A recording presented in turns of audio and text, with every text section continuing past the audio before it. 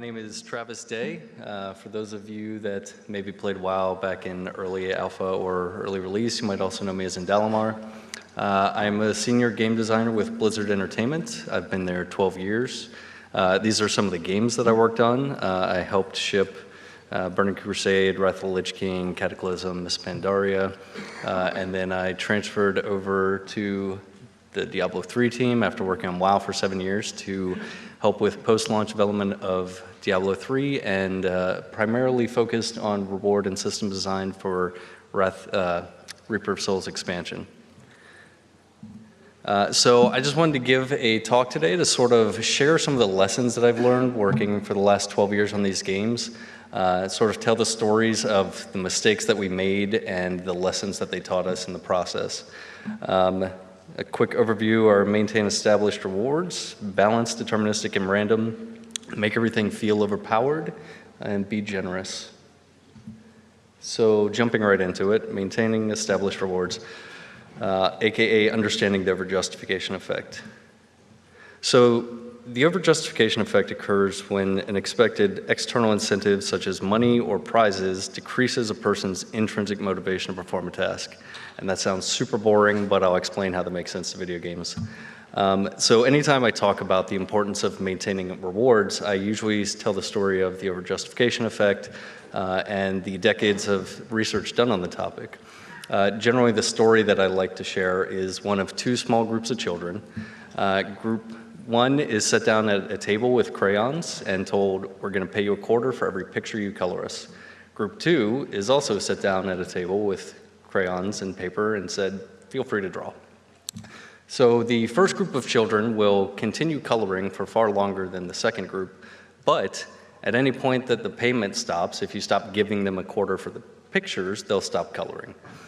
This is similar to the effect we see in video games all the time, where players are usually carried through a game, whether through leveling or progression of some variety, and often once a player reaches a certain point, that reward mechanism disappears, whether it's you stop gaining experience or whatever carried you through the system stops moving you forward.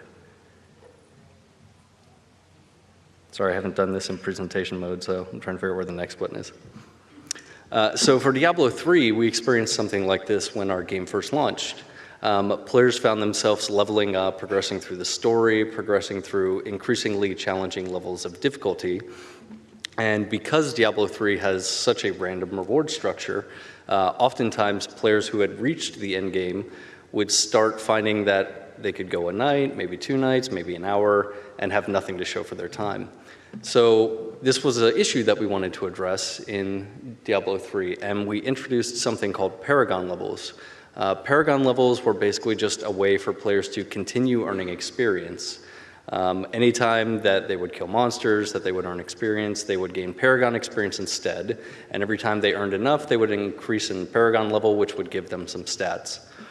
The primary intent of this was to sort of provide an underlying reward mechanism for the players to sort of offset bad RNG. Sometimes you wouldn't find a good item, but hey, at least you got some Paragon levels. Something that we came to realize over time, though, was that this system also had the consequence of sort of making people feel tied to characters and limiting their ability to experience the game in different ways. Because maybe you've got a barbarian, he's Paragon level 40, but you really like playing your wizard. Well, anytime you spend on your wizard, you feel like you're not making this accrued experience on your barbarian, and therefore you're kind of wasting time. As we moved into Reaper of Souls, we acknowledged that this had some consequences that we needed to fix. Our solution at the time was, okay, well, we want to award the player playing the game, not the individual avatar. As long as you're playing Diablo, you're having fun, we don't want anything to make you feel tied to a character or prevent you from experiencing the game in different ways. So our first step was to take all the Paragon levels and first off remove the cap, so that players wouldn't run out of Paragon levels. Our truly hardcore audience would sometimes reach the level cap of 100 and then find themselves back in the situation of, well, I played all night, I didn't get anything. So we wanted to fix that. We also wanted to expand the ability for people to play a stable of characters. And lastly, we added spendable points just because we thought, well, it's fun to customize your character. You want to be able to sort of make up for whatever your gear is lacking or double down on a certain play style. On the World of Warcraft front, they recently ran into the same experience. So they did an overhaul. I don't know who in here has played. Who's played World of Warcraft in here? Okay. So hopefully you guys will understand most of the stories I'm telling. So in their most recent expansion, Legion, they sort of did an overhaul to their PvP system. In WoW, whenever you do a battleground or participate in the arena, you would earn some honor. Once you earn enough honor, you would level up. The newest version of the system that they launched in Legion was sort of one where every time you would level, you would unlock a new talent, or you would gain some money or some artifact power, which is a way that you could advance your character's items. Unfortunately, once you got to the end of this curve, instead of resetting or anything of that nature, they gave you a prestige button. And if you pushed the button, you would reset all the progress you did and allow yourself to keep leveling, and you would then unlock some cosmetics or something of that type. I don't think this occurred to them at the time, but many people who play World of Warcraft don't like resetting all of their progress. So for a lot of people, they would reach the max level of honor, and they would stare at this button and go, nope, not doing that, because all my passives are really cool, and I don't want to PvP without them.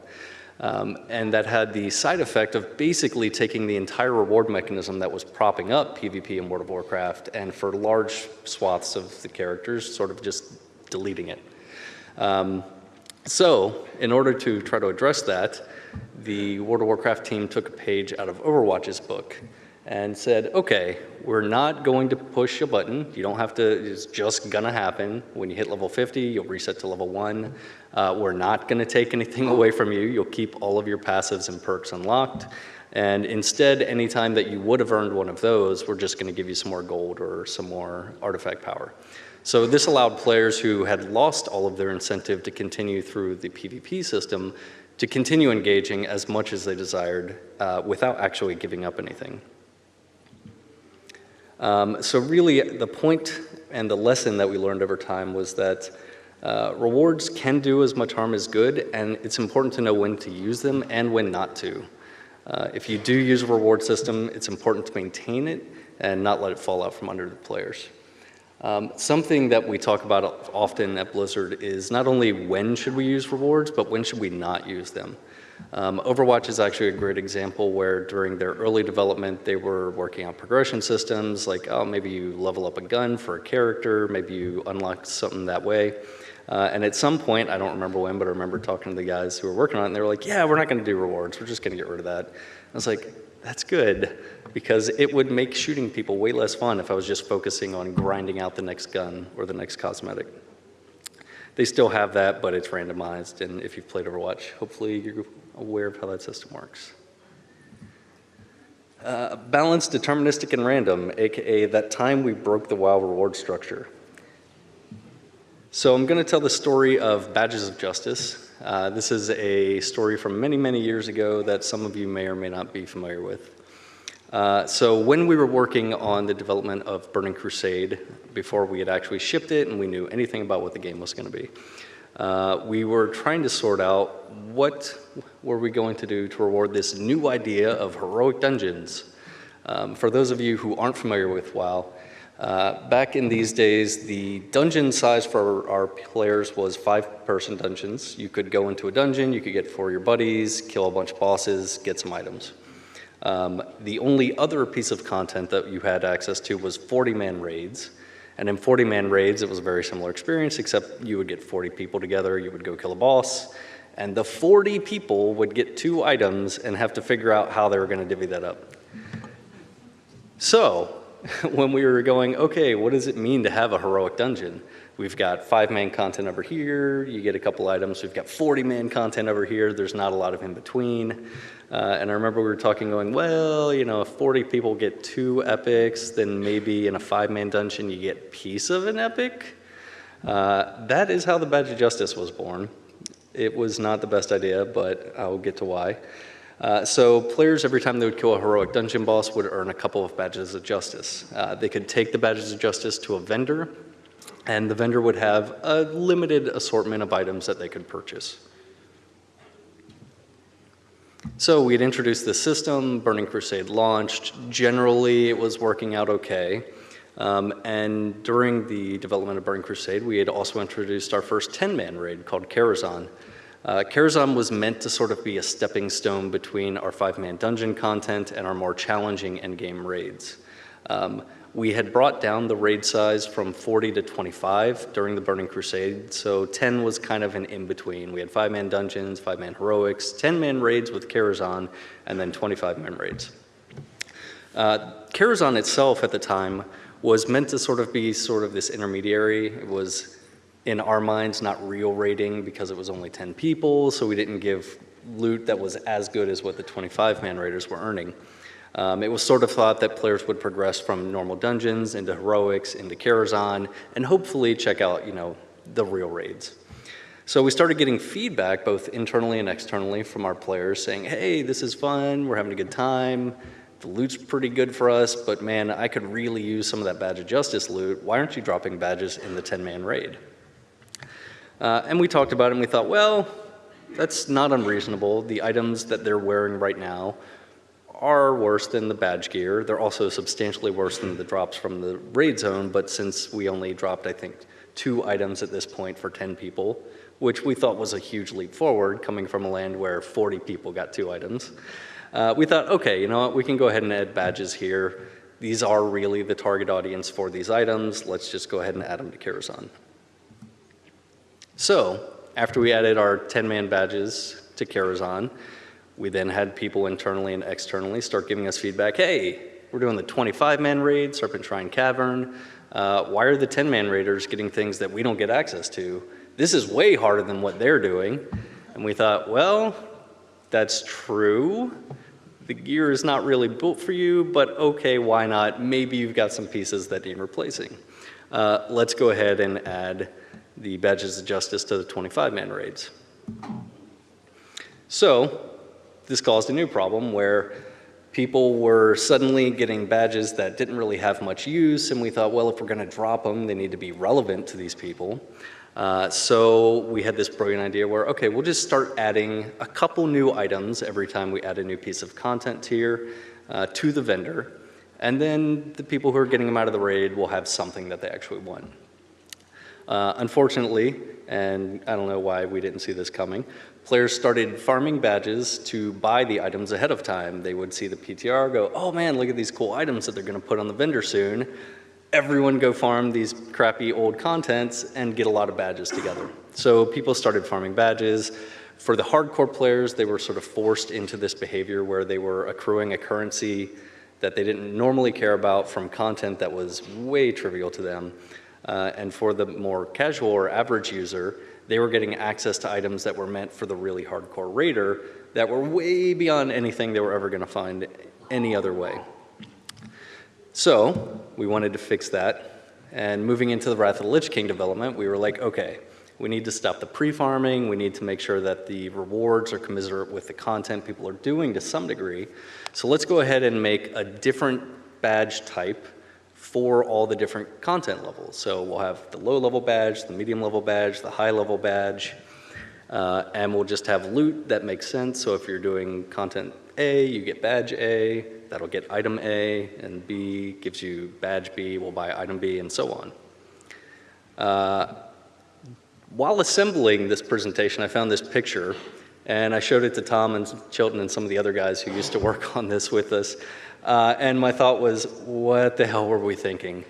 So this is what badge system looked like during Wrath of the Lich King. There were ultimately 5 different types of badges with 5 different vendors associated with them. And if you could find a badge, you'd have to go to a city and look for like, all right, which of these vendors is the right vendor? And you could downgrade badges in case you missed a set piece you really had to have. It was a train wreck. The whole thing was terrible.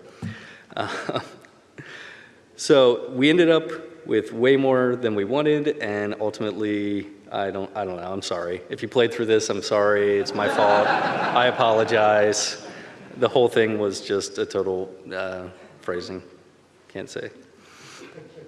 So while we were working on all that, we kept getting feedback like, hey, these systems are better. You know, we fixed a lot of problems. Granted, this is 10 years ago us, and we were naive. But I remember Tom coming to me and saying, hey, I still haven't got my set piece. You know, it would be really cool if I could just buy that because I've been trying to get it for 2 months. Why don't we just put the sets on the vendors too? Like, okay, we could put the sets on the vendors too. Why not? We've got 5 different tiers of badges. You know, most players are going to be insulated from this. Let's just go ahead and do that. Why not? Sure, you're the boss. And then this. So at that point, we sort of had created initially this system that was meant as an introductory for the more average user into sort of a transition of the harder levels of content. The items were meant to be commensurate with it. And then we sort of looked around and realized, okay, we've instead replaced sort of the heart of what it is to kill a boss and the excitement of link the loot with something that sort of felt like a paycheck. We've instead replaced the anticipation of seeing what items dropped and figuring out who gets them with a system of killing a boss, seeing +5 badges, and going, sweet, in 372 badges, I'll have my set, I'll be done. So let me look at my calendar. Awesome, 3 months from now, I'll have everything I want. Once we replaced that sense of anticipation with something that felt like a foregone conclusion, the players stopped being excited about killing the content or doing the raids they'd been doing, and instead felt like we were creating this really grindy system and sort of keeping everything back from them. So in an attempt to address that, World of Warcraft introduced some systems that were meant to sort of re-inject the sense of anticipation and the randomized reward back into the game while preserving some of the elements of the deterministic reward structure. They introduced a token, I forget what it's called these days, they've got a bunch of different types, but there's a token where you can earn a couple each week, and whenever you kill a boss, a little box pops up and says, do you want to spend a token? And you can say yes or no. And you can spend your tokens to basically get bonus rolls on the boss's loot table. So players have more control over trying to find specific items than they used to, but it's not a list of items where they save up 500 currency and go buy something. In addition to this, they also introduced the concept of something called Warforged items. For World of Warcraft purposes, that means that anytime you kill a boss and they drop an item, there's a chance the item can roll Warforged. And that just means there's a chance that it'll be either higher level, or it'll have bonus attributes, or it'll in some way, shape, or form be stronger. In the newest expansion, they introduced the idea of Titan Forged, which means your Warforged item can Warforged, etc., up a really high tree. And sometimes you just get totally surprised with, oh my god, this item is incredible. I never expected to find something like this. So WoW started moving their game back from the deterministic structure that we had accidentally introduced over the years and tried to reinsert sort of a randomized reward system. Around this time is when Diablo 3 launched, and they were tackling some of their own problems that were very similar to these. In Diablo 3, if you have, who's played Diablo 3? Okay, this is great. This is so much easier for me. I'm still going to explain things, but at least you all know what I'm talking about. So in Diablo 3, items were fully randomized, meaning you could find any item on any character with any stats. What this often felt like was this. So you could find an item on your barbarian that was meant for a demon hunter, like a quiver, and had stats that were for a wizard. So items that just were usable or useful to no one could just drop in Diablo 3. What this meant was, because it was so random whether or not you could find an upgrade, the odds of any individual item actually being better than what you had were remarkably slim. I love this comic because it's pretty commiserate with the experience that you would have in D3 at launch. Your items, in order to be good, needed to have a lot of very specific things, and the system was very random. So did it have your primary stat? Okay, was it the right primary stat? Someone didn't listen to the phone ringing comment. It's cool. Did it have crit? Okay, you got crit. All right. Does it have crit damage? Okay, you're 3 out of 4 so far. Does it have a socket? No, all right, it's garbage, just throw it away. So that led people to having experiences similar to this comic strip, which is why I love this. The best item in the game, in theory, would in reality be pretty awful compared to a twig or a fish that had a socket shoved in its head. So since the reward structure was so random and this was an average user experience for Diablo 3 at the time, players would often find themselves sort of accidentally corralled into the complete opposite reward system, which was the auction house. So the game was so random and players felt like, well, I can't find the items I need to progress. I can do Inferno Act 1, but getting into Act 2 is impossible because there's bees in the canyon that murder me. I don't understand your game. So people would end up in the system where, okay, well, the reward system is not working for them because they feel like they have no control over it. But there's also the auction house, and many players found themselves feeling forced into the auction house and replacing a reward system that at its core was intended to be randomized with a fully deterministic reward system. It took the sense of excitement and anticipation with killing monsters and finding items, and basically made Diablo 3 a game about playing the auction house instead of playing the game.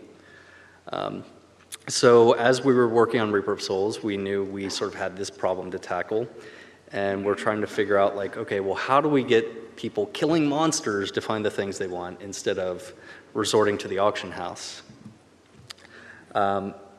So Reaper of Souls development, we talked about a lot of things. We talked about what we wanted to do with the items, like, okay, well, if we want people to find their own stuff, we probably are going to need to soulbind items so that they can't just freely trade items around.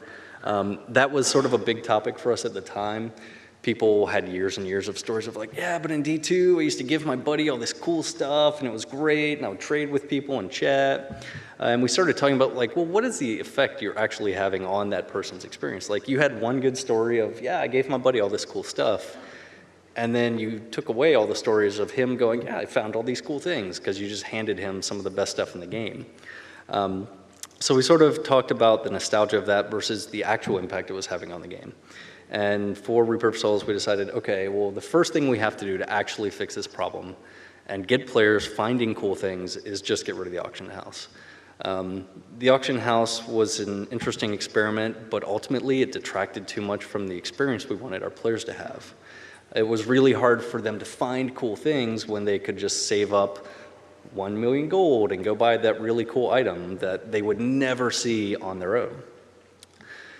It also just sort of detracted from the entire experience. Like, Diablo at its core is a game about killing guys and finding cool stuff, not about being a merchant who is slowly bankrolling his way to victory. So in addition to removing the auction house, we did a lot of other things, like generally increase the drop rate across the game massively of all of the good items, the legendary items. We introduced a lot of systems that would help remove some of the negative end of the RNG. We didn't want things like a quiver with intellect dropping for a barbarian, because that just makes no sense for anyone. So we put in place a lot of rules that made sure, like, okay, well, it's all right to sometimes get items that aren't for your character, as long as they at least make sense for someone else's character. If you found a quiver with Dex, maybe you've got a demon hunter you like playing, that's okay. Maybe you can give it to your buddy that's in your game. We introduced systems like our Enchanter. Our Enchanter would let you take one item affix and reroll to a different random item affix. And you could do that as many times as you wanted, assuming you could continue paying the escalating cost. So this allowed situations like that awesome legendary item to not actually be worse than the twig or the fish, because if you really needed a socket, you could just put a socket on the item. So things that were almost good became usable to the players. Additionally, we took the lessons that we learned with Badges of Justice on World of Warcraft and applied them to Diablo. I recall Josh Muscari and Kevin Martins telling me, hey, look, we want a currency in Diablo 3 for Reaper of Souls, to which my immediate reaction was, dear God, no, you don't. Do not make me do this. So after much insisting on their behalf, I eventually went, okay, look, if we have to do a currency, if we had to do it, it's okay as long as the players don't directly control the outcome. Like, we could introduce it where we could allow the currency to be a way for players to modify the random as long as at its core it's still random. So the ultimate solution we came up with is, and if you played D3, you probably recognize Kadala, but this is Kadala. She's a merchant. She takes blood shards, which are a form of currency that you earn by doing bounties or rifts in the game, and is meant as a way to sort of give players some sense of control because, again, Diablo 3 was so wildly random at the start of, at the launch of the game, that we did want players to feel like, well, okay, if you really want item X, how do you get item X? Kadala would allow you to turn in blood shards, and she would give you a randomly generated, in this case, two-handed weapon. So if you're a demon hunter and you go to her and you're buying two-handed weapons, you're going to find stuff like bows or crossbows. If you're a barbarian, you're going to find things like mighty weapons or two-handed axes. Less important was really players being able to have the exact item they want. A type of feedback I get all the time, or I've heard many times over the years, is like, man, I really want item fill in the blank and still haven't gotten it. My response to that is usually, that's cool, I want you to want things, as long as you're having a positive experience with the game. Like, the journey of finding that thing should keep you enticed in some way. And Kadala was meant to sort of capture that, like, okay, if you really want the Wand of Woe, you can buy one-handed weapons, you have a chance of finding that specific legendary, and along the way, maybe you'll find something that you had a lot of fun with, like, oh, I found this other wand I totally never would have thought to use, but I'm using it now, and it's a good time.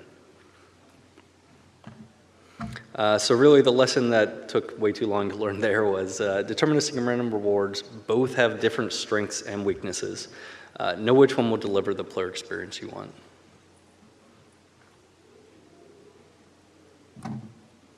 Make everything feel overpowered. Next lesson. How I learned to stop worrying about balance and start focusing on the fun.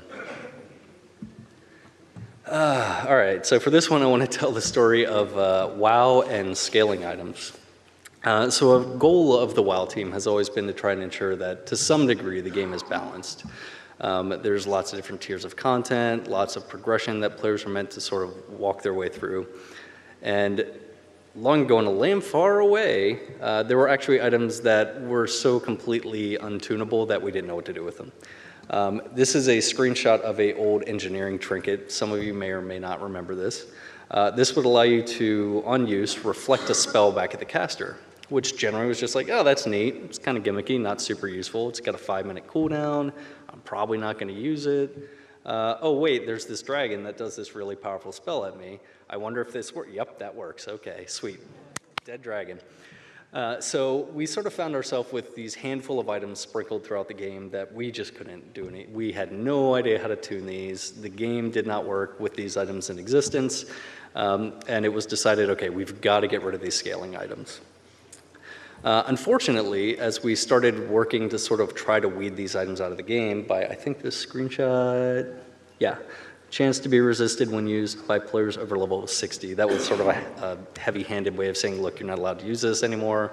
This is not going to work as you move into the next expansion and beyond.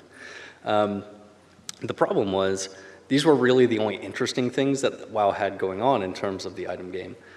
For the most part, whenever you look at a WoW item, it was just a long list of stats, and you would have to figure out, like, okay, I don't know, like, is this one good? Is that one good? Who can say? So when we got rid of scaling items, unfortunately, we ended up in a land where our items were just really complicated math problems. This also sort of was the start of where third-party websites like Ask Mr. Robot or Roar sort of came into existence, where we'd taken all the things that were interesting out of the game to make it more balanceable for us as designers. And the consequence was a player couldn't even look at any two items and figure out, well, which of these is better. We'd replaced things like 2% crit chance with 150 crit rating. Like, what does that even mean? I don't understand a rating. And the end result was no one understood anything, including the developers. Like, if you ask me, like, which of these is better, like, I don't know, probably the one that's higher level, but actually not, because I made it and I split it 3 ways instead of 2 ways. Like, I don't know. Numbers are complicated. In the same token, Diablo 3 was sort of dealing with a lot of these exact same problems. The items in Diablo 3 were a lot more powerful than the items in World of Warcraft, but they were also really, really complicated math problems, especially because they were so randomized. And even in the case of something like Mempo of Twilight, even if you understood the math, you would need to understand the nuanced rules of how the items worked to figure out why this would even be good. Like, oh, okay, Mempo of Twilight has haste on a hat, which normally is not allowed to have haste, so that makes this a good item. What? I'm sorry if you ever had to figure that out. So we had a lot of items that were strong because they broke the rules, not because they were interesting in any way. My mouse isn't working, sorry. There we go. So at this point, I had been on the World of Warcraft team for about 7 years, and I was transferring over to help the Diablo 3 team sort of tackle a lot of the problems that they were having with their item system. And I remember one of the first things they tasked me to do when I joined after they had launched the game was, hey, can you just do like a review of our item philosophies versus what you think they should be? I was like, yeah, I can do that. That sounds fun. And I did a very long write-up of like, okay, well, you drop too much stuff, the items that you're dropping, like players can't understand, there should be some semblance of correlation between rarity and power so that people understand when they find that legendary, it is probably better than the yellow thing they're wearing, even though that wasn't true. And I remember as we were working on Reaper of Souls, we started sort of executing on a lot of these philosophy changes.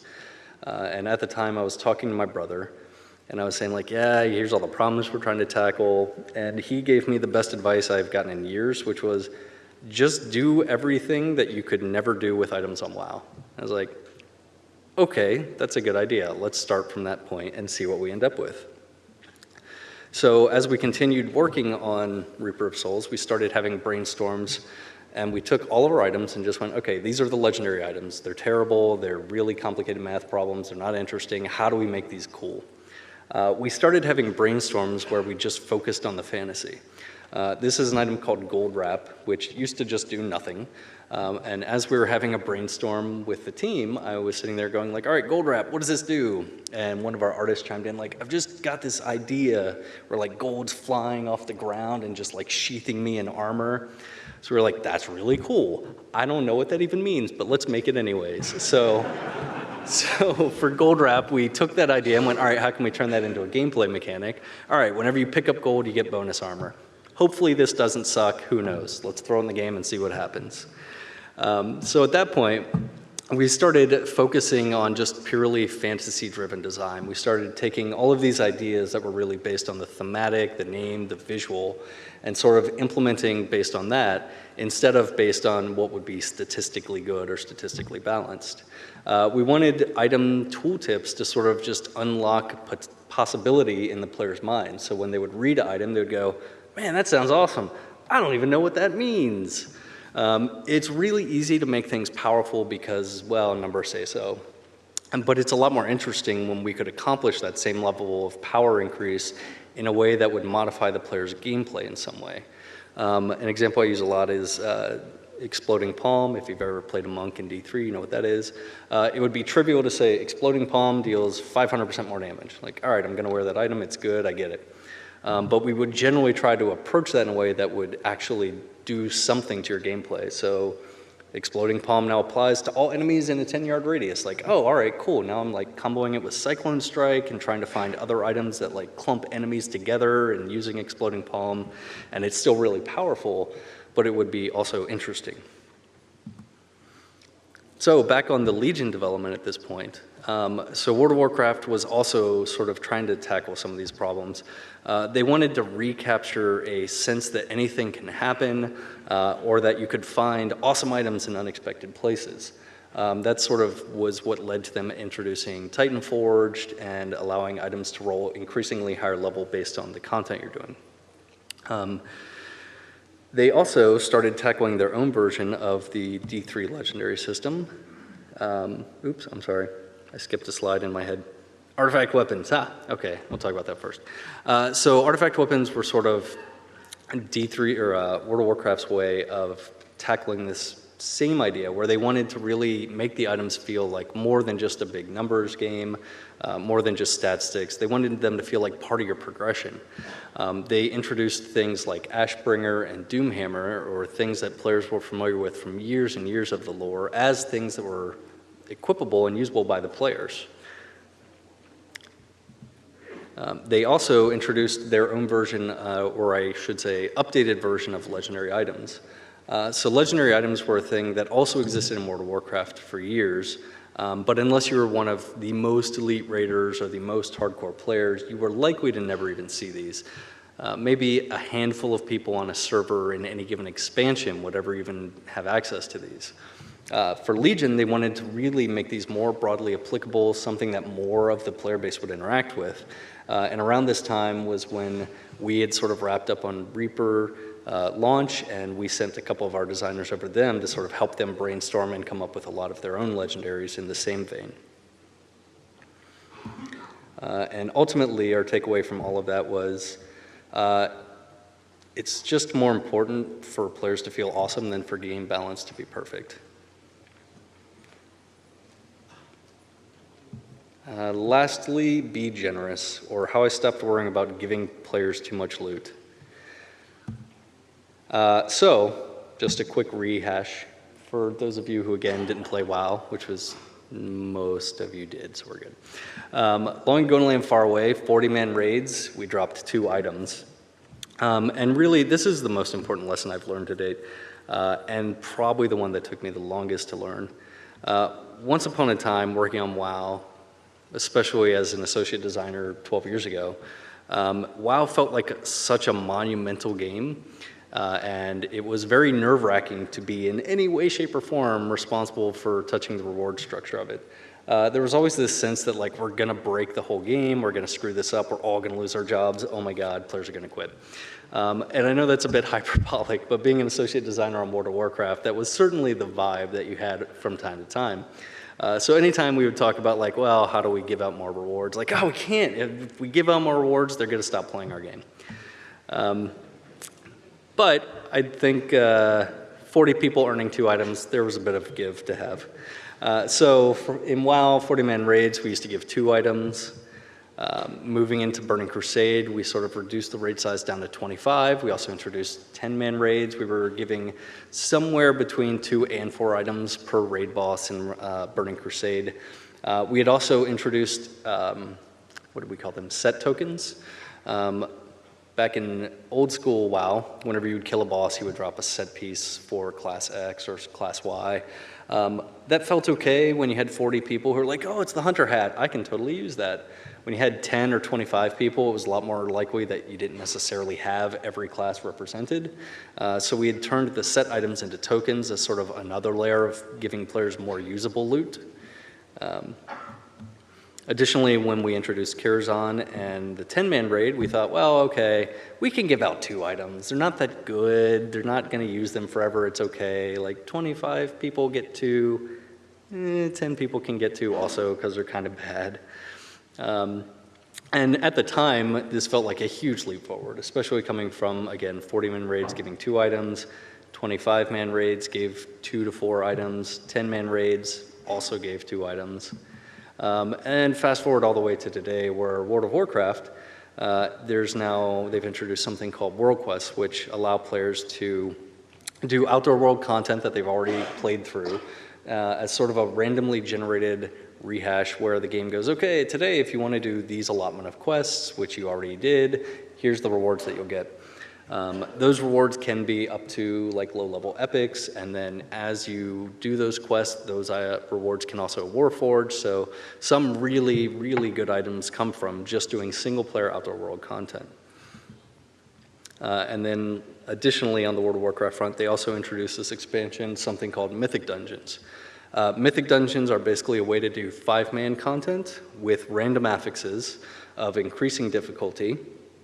And based on how high the level of the dungeon is and the amount of time you beat it within, you can earn multiple chests, which each give 2 items total, up to a max of 6 raid quality items for a 5-man group. So WoW has come a long way from the land of 40-man for 2 item to up to 6 items for a 5-man group. But really, when I learned this lesson myself was while we were developing Reaper of Souls. So back during the Reaper of Souls development, we were trying to figure out, like, okay, we're adding these legendaries to the game, we're changing how the reward systems work, we're putting in these effects that we've made no attempt to balance, because who knows what's going to happen. So we thought, all right, we have to get a lot of PTR testing on this. So our game went into beta, and our way of getting lots of PTR testing was just going, all right, we're just going to like quadruple the drop rates of everything. Our target at the time was about 1 legendary an hour. That was sort of like, you know, 1 an hour is about what we want players to find. We were coming from a pre-Reaper of Souls land where I think Josh Mosquera's example he always liked to use was it took him 100 hours to get his first legendary. So we were like, all right, they're going to be swimming in this stuff compared to what they're used to. So we started getting feedback. And players were just saying, like, okay, yeah, this is really good. I like these items. This drop rate feels great. And I'm like, sweet, glad you like the items. Don't get used to that drop rate. There's no way I'm shipping this live. So around that time, the game launched. People had just generally been enjoying the new changes to the system. The items were now interesting.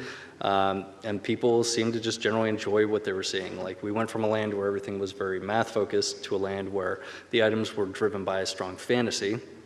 And it seemed to be working out well. The only feedback that we consistently got was like, man, I wish I found more items. If you ever work with rewards, you will hear that feedback all the time, always, without fail. It never goes away, believe me. So the game launched. We thought, okay, this is good. This is about the frequency that we want to see the items dropping at.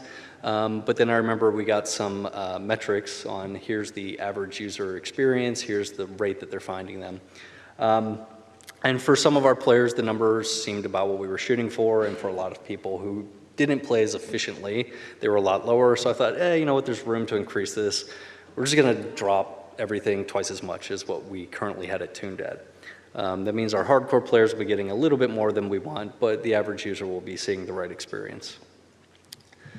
Around that time, we had our D3 anniversary event, which was, I believe, the 3rd year anniversary for the original Diablo 3 launching, and we wanted to do some kind of community event to celebrate. What we ended up settling on was, all right, we're going to do a buff. We're just going to double the drop rate of legendaries and blood shards, and we'll let players swim and loot for a little while. It'll be fun. So we shipped our legendary drop week. And about 2 days in, I remember sitting at home playing and going like, holy crap, this is going to last for way too long. This should not have been a week. We are going to get flayed the second we turn this off, because at this point, it's just going to be the new norm. Like, players are just going to think this is how the game should work. And the forums were very happy to tell us that this is just how the game should work. So we started having conversations as we were nearing the end of this week. I remember going to our director and lead and saying, like, all right, look, this is way higher than anything we wanted previously, but we should just get ahead of this, because this is just going to be a nightmare the second we disable it. We should just say we're going to leave it this way forever. It's a gift to the players. Let's make it look like good PR instead of Blizzard, you suck for taking away my items. So we talked it over for about an hour, and they agreed. And we said, okay, we're just going to leave it. Let's make a blog post. Let's tell the players. And I'll go ahead and hotfix the data to coincide with the disabling of the weekend event buff. And we'll just double it again, because why not? Fuck it. So around this time, someone's going to tell me not to say that afterwards, I'm sure. So around this time, we stopped getting feedback about I can't find cool items.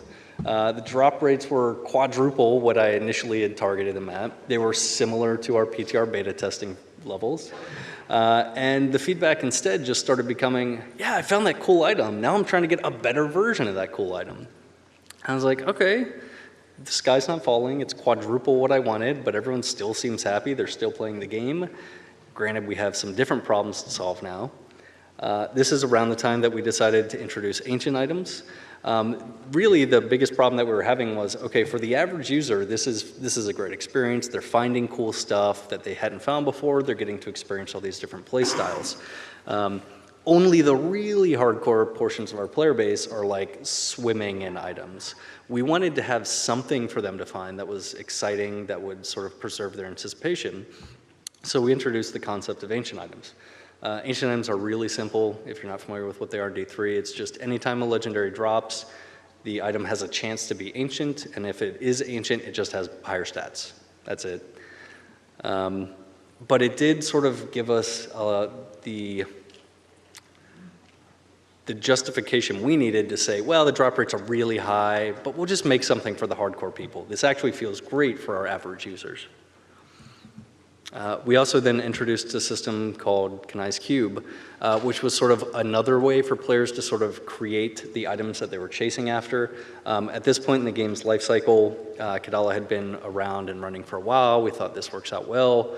And we wanted to sort of add a lot more hooks in for players to have control over what kind of rewards they were receiving. In the case of the Cube, it's kind of a souped up version of Kadala. You can put in exactly the type of item you want. Like, I want a two-handed bow. You put a bow in the box. You put some special crafting materials in. You push the button. Legendary bow gets generated. So this was another way that we gave players to sort of tailor the rewards that they received. And at the end of all that, we introduced seasons. Seasons were a way for players to sort of find a good opportunity to come back into the game, to check it out with friends and play it from a clean slate. Or just, if you enjoyed the game and had taken a break and wanted to see new content, this provided a great opportunity for that. And around this time, I'd say reward drop rates were 10 to 15 times higher than what I had originally anticipated based on introduction of buffs like the weekend event, increased levels of difficulty. We added greater rifts, and the greater rifts went up to a level 100, and the higher you went, the more you got. So people were literally swimming in loot compared to anything that we had ever initially anticipated. But I think it all worked out really well because ultimately we have seasons and people that come back, play a season, and they know they're going to have a great week or two. D3 sees millions of recurring users every time we launch a new season, and I personally think it's because they know it's just going to be a fun couple days or a week with their buddies and go like, hey, new D3 season came out. Sweet, let's go crazy. All right, cool, we're done. We won, moving on. And they're a lot more tolerant of coming back to check out the new stuff we add because they know they're likely to see it or get to play with it. So through all of that, really the biggest lesson I learned, and the one that took me personally the longest to learn, was this. No design is perfect, and we're always going to have problems to solve. It's better to solve the problem of players having everything they want than trying to solve the problems caused by players being frustrated with stingy rewards. And that is my talk, and thank you for coming.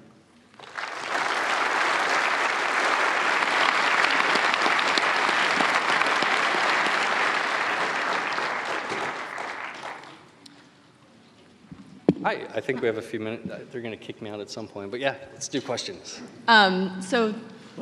Thanks so much for your talk. Nikki Crenshaw, I'm a PhD student at UC Irvine.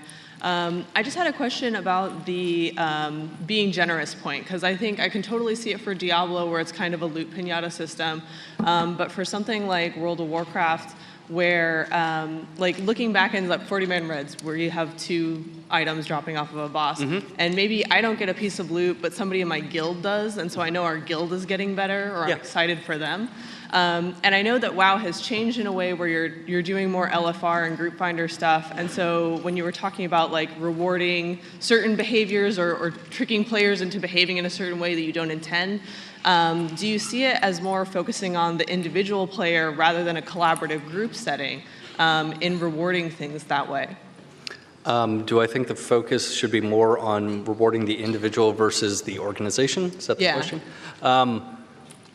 I have personally very strong feelings about that, but since I don't work on WoW these days, I may be misquoting. I personally think that it's all about focusing on the player myself. I do think that I still preach be generous to the WoW developers on a regular basis. It's come a long ways, and it's very rewarding. Like, I know I can gear out a new character from head to toe really high level, really quick compared to anything before. I do think for WoW, there's a strong sense of maintaining a community, maintaining strong social structures like guilds or parties of friends. And I think they take a more holistic view of it, where they try to make sure, like, okay, your group of friends is feeling adequately rewarded, or your guild feels like their contributions matter.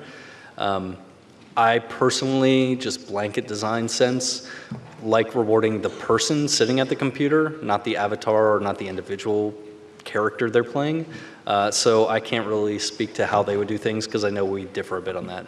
I don't like things like, why do I have to do all of these reps on every character? Why do I have to do this balance power quest line again? Like, I already did this. So I think what they do works for their game. I think it works for their goals. I think mine are a bit more individual focused than theirs are, though. Awesome, thank you. Yeah. Hi, I'm a casual WoW player. Let's just start with that. Average user. Yeah. I don't like casual. So, Mista Pandaria, I was a healer for my guild. 97 chances, not counting bonus rolls, to get a trinket. Now, this is specifically my problem. Okay. Is weapons and trinkets on WoW characters are very important for your skill level and ability to be able to carry your guild through hard fights in raids. 97 chances, and I was still wearing 2 trinkets from the previous raid set. It was noticeable to the point where I could not help my guild succeed and ended up not wanting to raid because of this. Now, I understand the concept, like if it were bracers or a belt, it's not that big of a deal. It's not gonna dramatically change the way I heal. But with the loss of Badges of Frost, which I actually thought was a great system. I'm sorry. With the loss of that, I had no way of guaranteeing that I was going to get one of these critically important items. And it really actually hurt my experience and the 12 other people who were running with me. Like, it hurt their experience too. Is there ever a point where you guys at Blizzard decide, well, weapons are more, well, weapons, they'd fix that in Legion, but weapons or trinkets or these items that are dramatically larger upgrades than other items, to say, hey, we should maybe drop these more, or we should guarantee a way of getting them outside of RNG? Right, so the question is, how do we feel about the random variants for items that are perceived as more valuable? Yes. I personally think the story you just told is a great example of a lot of the stuff that I generally have been trying to talk about, which is a negative. It is very easy for people to say, like, oh, we just make stuff hard to get. That keeps people engaged more. I find that to not be true. I find that it's a lot easier for players to quit your game because of experiences like that. Like, well, you got bad luck. You know, like as designers, it's easy to get like, well, you know, random is random. I personally feel like that's when we need to put systems in place to sort of offset that a bit. Like when I talked about, or I don't remember if I talked about it in this, but I've historically talked a lot about during Reaper of Souls, we put a lot of effort in to sort of shave the negative end of random off, like the bad part of that bell curve where people had, I never got the thing, like, all right, well, let's get rid of that. Let's keep the good end of the bell curve where sometimes you get a lot of things. For a while, I think systems that allow you to feel like you have more control over the outcome are better. I think they introduced the bonus roll tokens to sort of allow an outlet in that direction. I still think they have further that they could go. I know I still had these conversations with them a lot recently about like their legendary drops, where you know they have an expected acquisition rate, they're massively impactful to people's performance. I know plenty of people who have used that as an exit point from the game of like, well, I just got one, it's bad, it's not gonna let me be high on my DPS meter, and I know it's gonna be X amount of time before I even get a chance at a new one. And I think that's where, as an industry, we just need to be more cognizant of the actual negative implications of using rewards. I think it's too easy to just think, oh, rewards make everything better, and not really understand the psychological impact of what happens when random isn't on your side. So for a while, they certainly could do more to improve that. I think that they are aware of that, and I think that they are going to do things like that in the future, but I don't know the exact details of how. Hopefully that answers your question. Thank you. Yeah, my pleasure. Hi there. Oh, hi. Oh, man. Okay, real quick. So we have 5 minutes left They'll probably kick me out sooner. I'm going to go to Overlook 2022 after this. So if any of y'all I don't get to, I will meet you in the other room and we can continue talking. I'll keep mine pretty brief. How much do you use usability studies right before you even go to alpha? As you're getting, you get all your metrics in, but at what point, as you're trying to find like, these cool new ideas you're doing, at what point do you start incorporating like user studies and just trying to get a sense of how the bigger, audience might react to it? So I guess the question was about usability studies in general. Yeah, no, we how much usability study testing do we get? How much and how often, like in the cycle? I think that's going to vary depending on the team. I know for both World of Warcraft and Diablo 3, we have a very competent and excellent group of people at Blizzard whose job is just to do the business intelligence studies. They give us whatever data we ask for. Usually if we don't have data, it's because we didn't think to ask for it ahead of time, and then we have to put in hooks so that programmers can get the data fed to them. It certainly drives a lot of choices, or at least informs them. There have definitely been times where we thought like, oh, we should, I think the drop rates look like this, and then we get data and we're like, oh, just nope, not even close. All right, increase everything, we suck at our job. So I think usually we use that kind of data to help us make better decisions, but we don't use it to drive our decisions. Cool. If that makes sense. It does, yeah. Okay. Thanks a lot. Yeah, my pleasure. I have a question. In reference to the stuff about being generous, do you feel like there's a discrete amount of generosity that should be based to the game, or is it all relative to the previous state of the game? Like, if D3 was released with the drop rates, the 4x drop rates you're talking about in the PTR, do you feel that players would have been content with that drop rate, or would have been asking for a higher drop rate regardless of the state that the game was released in? That's a good question. Do I think that it's relative?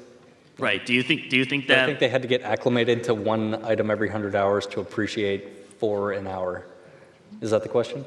The question is more like, do you feel that players will always ask for more? Oh yeah. Oh no, 100%. They will always ask for more. So like, 100%. At what 100%. point do you stop giving them more items? You said that it got to like 10 to 15 times the amount of. Honestly, I don't know if there's too much. Like, I think that's always the worry, though. The worry is always, well, if we give them everything, they're done, right? They're going to leave. And I find that no matter how much more we gave them, all that really happened was we started trying to solve for different problems. Like, okay, they've got everything. Now what?